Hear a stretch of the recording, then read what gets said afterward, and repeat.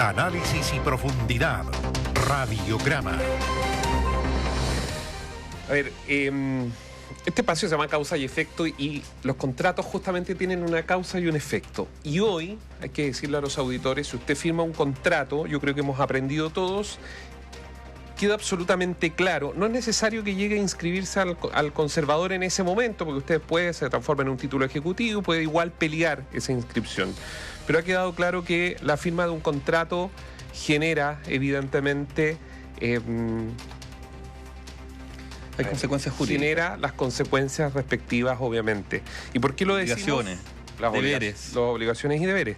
¿Y por qué lo mencionamos? Por el fallo del Tribunal Constitucional, que ahora ya su texto se ha conocido, son más de 80 páginas, las estábamos leyendo, y es interesante ver el voto de minoría, porque en el voto de minoría, que es de los ministros, de la ministra Catalina Lagos y del ministro Mario Gómez, ellos hacen una advertencia. Recuerden que fueron 8 a favor, 2 en contra, que es el voto de minoría, y ellos hablan y hacen algunas interpretaciones de la Constitución, que son, algunos dicen con una especie de carga ideológica, y otros dicen, bueno, yo creo que hay que entrar en un debate. Lo cierto es que es 8-2, por algo fue esto. Y solamente... Es una minoría, pero hay que prestar atención a los argumentos de esa minoría. Digámoslo así, porque eso quiere decir que hay una parte que tiene otra visión, pero algunos dicen, mira, esa visión en realidad es ideológica y no apegada a lo que dice en derecho estricto la Constitución. Ellos dicen interpretación axiológica. ¿Y qué significa esto? Es bueno entenderlo. Dice, la Constitución debe interpretarse conforme a los valores que la sustentan, especialmente la soberanía popular y el respeto a la representación democrática. Las normas no son neutras, sino expresión de principios jurídicos fundamentales.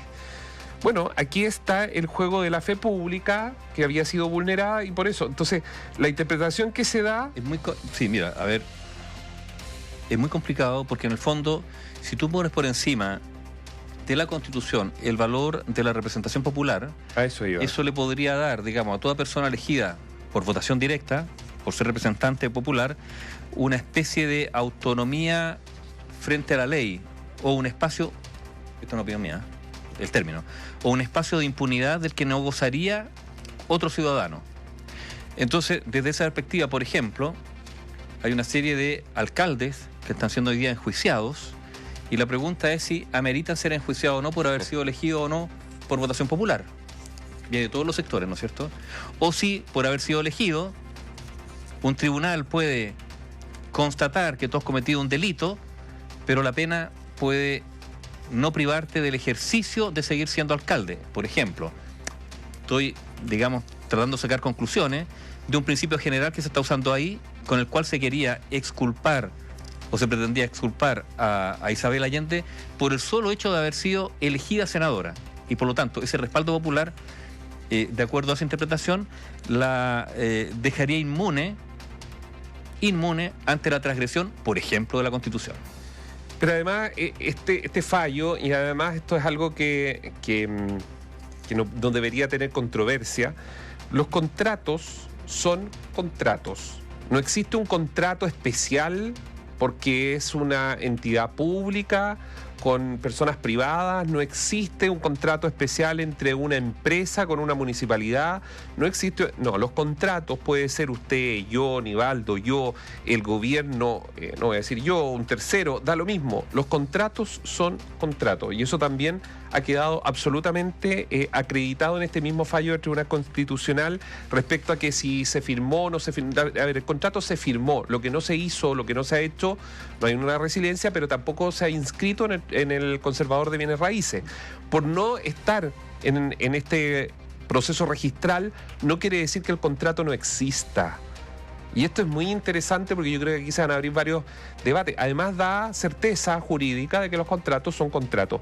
Y hay algo muy importante que es el punto también, que es el principio democrático que señala el voto de disidencia. Bueno, esto se puede resolver bien simple. Chile es una república democrática y todos frente a la Constitución somos iguales. Aquí no se le puede dar ninguna vuelta más. Bueno, si eres senador, eres presidente, ciudadano, no importa la clase, todos son iguales. Al final eso yo lo estoy resumiendo así. Pero si hay alguien estudiante de Derecho, sería interesante que lea el... Interesante porque hay un tema bien de fondo que se ha instalado, digamos, en algunas cátedras universitarias sobre la interpretación de la ley. Vale decir, ¿qué espacio tiene un magistrado para interpretar la ley? ¿Es la aplicación estricta de la ley o hay algún grado de interpretación? Recordemos que hubo toda una polémica, el ministro Sergio Muñoz era partidario, digamos, de ejercer justicia, que un juez no está limitado solamente a la aplicación de la ley, sino que a la aplicación de la justicia, y eso le deja un margen de interpretación para considerar lo que ese juez considera justo o injusto, y en virtud de ese concepto de justicia, ir incluso más allá de lo que la ley estrictamente señala. Es un debate, mira, una conversación, algunos dirán de borracho, no. Es una conversación académica, profunda, pero que tiene consecuencias en la vida cotidiana de las personas, y por lo tanto hay que estar atento a ese tipo de debate que se generan en algunas aulas, porque de esas aulas salen después los que van a ser jueces, los que van a ser después ministros o incluso presidentes de la República. Y yo también me quedaría con otro aspecto que se establece dentro de este mismo fallo de 80 páginas. La ley, la senadora, en este caso Isabel Allende, debió haber conocido, o sea, tenía que conocer que había una norma expresa constitucional de que ella no podía tomar un lápiz para entregar poder a un tercero para que negocie en nombre de ella. Es un grupo familiar. Pero además, en el mismo fallo queda establecido, si uno lo lee, en verdad, el decreto que se envió a la Contraloría, Aníbaldo, que firma el presidente, si usted lo mira, que esto es bien interesante, me lo decía hoy día un profesor, hace eco principalmente, y esto es muy raro, hace eco principalmente el decreto del presidente Boric en la familia Allende, más que en la familia Elwin. No sé si alguien por ahí lo vio, se puede reparar en ello. ¿Por qué? Porque deja súper claro identificado en el mismo decreto a Isabel Allende, a la ministra de Defensa, allá todo el resto del grupo familiar que se ve beneficiado de esta herencia, los menciona. O sea, queda con un nivel de precisión que era casi como que alguien estaba escribiendo y dijo, a ver si con esto el presidente cuando firme, cuando lea, va a decir esto no se puede hacer. Porque entra en una precisión absoluta. O sea, están explícitamente señaladas las personas que estaban inhabilitadas de celebrar contratos con el Estado. O sea, sus nombres estaban ahí, incluso sus cargos, sus roles y todo. Por eso es tan decepcionante el discurso de despedida del Senado de Isabel Allende, porque es una oportunidad desaprovechada, a mi juicio, estamos en el terreno de la opinión, porque ella dice, nadie me advirtió de algo que debía saber, nadie reparó, o sea, asumiendo una especie de ignorancia respecto al tema constitucional. Recordemos, hubo 2 procesos fallidos de cambio constitucional, donde participó, entre otros, Isabel Allende, digamos, con todos los parlamentarios. De hecho, muchos aprendimos bastante respecto a... Entonces resulta que nos encontramos con una senadora que se declara ignorante de la Constitución, gravísimo, después de estar 30 años en el Congreso. A ver, reprobada absolutamente, entonces. A ver si esto no puede ser. Eso no puede ser un argumento. Puede que Isabel Allende sea ignorante de la Constitución. Puede, o de algunos artículos de la Constitución. Pero un senador un parlamentario que lleva 30 años en el Congreso, con todos los beneficios que eso ha significado, por decencia no puede usar ese argumento. ¿Por qué ese argumento? A mí no me advirtieron. Ay, perdóname. Y yo pongo, por lo tanto, y por eso es tan odioso cuando desde algunos círculos de poder, que pueden ser políticos, pero también de otros círculos de poder, se esgrime una especie de superioridad o moral, o por haber sido elegido, fallo de minoría del Tribunal Constitucional. Que no se puede ir contra la voluntad popular. Como tú eres elegido, tienes derecho a equivocarte, cuando un ciudadano no puede equivocarse. Un ciudadano que transgrede la ley se le castiga. Pero entonces un parlamentario, alguien que es elegido, ¿podrá transgredir la ley? ¿Supone un beneficio, un atenuante? Porque llevemos el argumento al extremo. Si un parlamentario, entonces, o alguien elegido, alcalde, asesina a alguien, ¿va a tener una pena menor porque es un atenuante haber sido elegido? O sea, podríamos, estoy extremando el argumento porque a veces así se entienden mejor las cosas. No puede, yo creo que además es todo lo contrario. Yo creo que un servidor público se le tiene que exigir un cumplimiento de la ley más estricto incluso que un ciudadano común. Porque lo que pasa es que Andrés Bello fue un visionario. Porque si tú legislas, si tú haces las leyes, no puedes pues pretender desconocer las leyes. No, por cierto. Andrés Bello fue un visionario de lo que podía pasar, por eso fue tan detallista en ciertas señales que dejó, que nos heredó. Y respecto a lo que tú dices, aquí hay la interpretación, hay algo que se llama y que uno lo podría titular como la interpretación restrictiva. ¿Qué dice?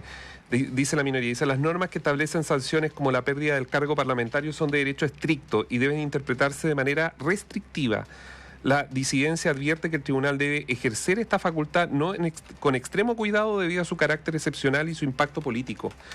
Pero ¿qué más que violar una norma constitucional que está ahí, clara de que prohíbe, es prohibición, no es ni siquiera, hay poca interpretación, prohibición absoluta de ejercer contratos con el Estado, cuando es autoridad, en este caso senadora o la ministra. ¿Qué más estricto que eso? Y lo otro, yo creo que no tenemos que hablar del fallido contrato, porque yo creo que hay que dar certeza, y esto es muy importante en un país serio. Aquí no podemos decir el fallido contrato no. Lo que está establecido aquí por el Tribunal Constitucional, amigos auditores, es que hay un contrato que era inconstitucional. No. Las partes llegaron a firmar un contrato. Esto tiene efectos. Bueno, los efectos es que ella en este momento está fuera del Senado, su sobrina salió del Ministerio de Defensa, o sea, los efectos de ese contrato están, que ahora se resilie y probablemente es la figura que va a tener que ocurrir. Esto es lo mismo que cuando usted se casa, porque usted no se casa y sale y al otro día se despierta y dice, ¿sabe qué? En realidad no, es que yo no me casé. No, para hacer el acto reverso tiene que haber un acto. O sea, a ver, tenemos que ser súper claros con esto. Hubo contrato, está sobre la mesa. ¿Eso tuvo efectos? Esto no quiere decir que se pagó, no. Tuvo efectos, los tiene. Hoy día, ahora ex senadora Isabel Allende tuvo que dejar justamente la Cámara Alta. Su sobrina había dejado el Ministerio de Defensa semanas antes, o sea, los efectos del contrato están. ¿Se va a resiliar?